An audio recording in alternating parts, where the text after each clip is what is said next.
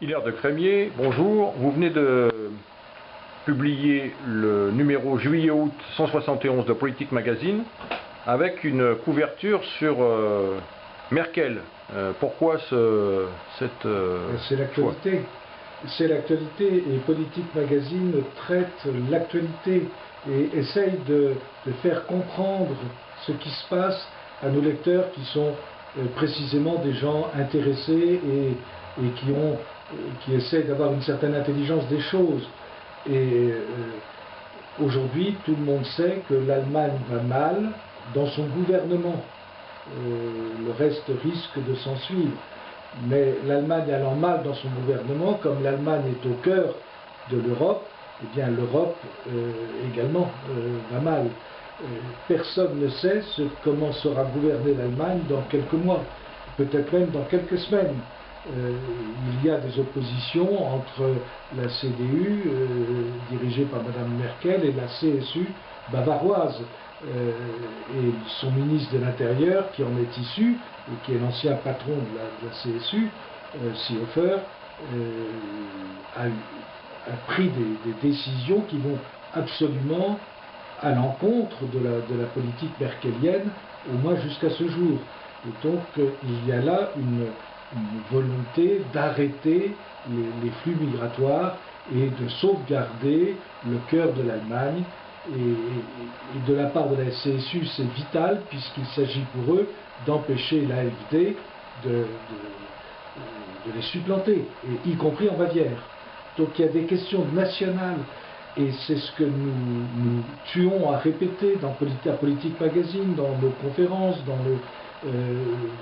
nos différentes publications, Politique Magazine, la Revue Universelle, que l'Europe est malheureusement une construction artificielle, parce qu'on a voulu en faire une construction artificielle.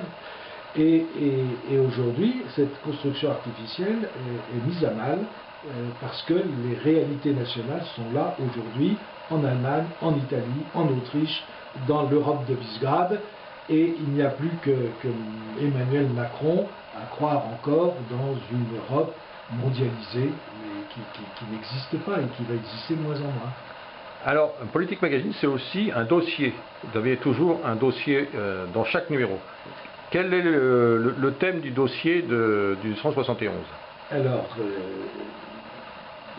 le dossier traite plus singulièrement de la loi anti-fake news, comme on dit dans le jargon franglais qui nous domine, et cette prétention de l'État de dire ce qu'est la vérité, de l'imposer par voie de justice, d'abord par voie législative et puis ensuite par voie de justice. Et cela concerne évidemment la liberté de penser, d'une certaine manière, mais la vraie liberté de penser.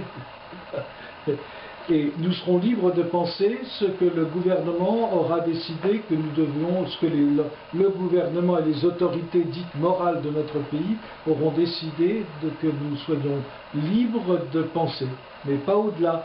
Alors c'est extrêmement intéressant ce dossier. Nous avons un entretien avec Guillaume Roquette, qui est le directeur de la rédaction du Figaro Magazine. Nous avons également un entretien avec Emmanuel Ménard, député de l'Hérault. Et puis nous avons des articles de fond, et en particulier un article de Jacques Trémollet-de-Villers sur vérité et liberté.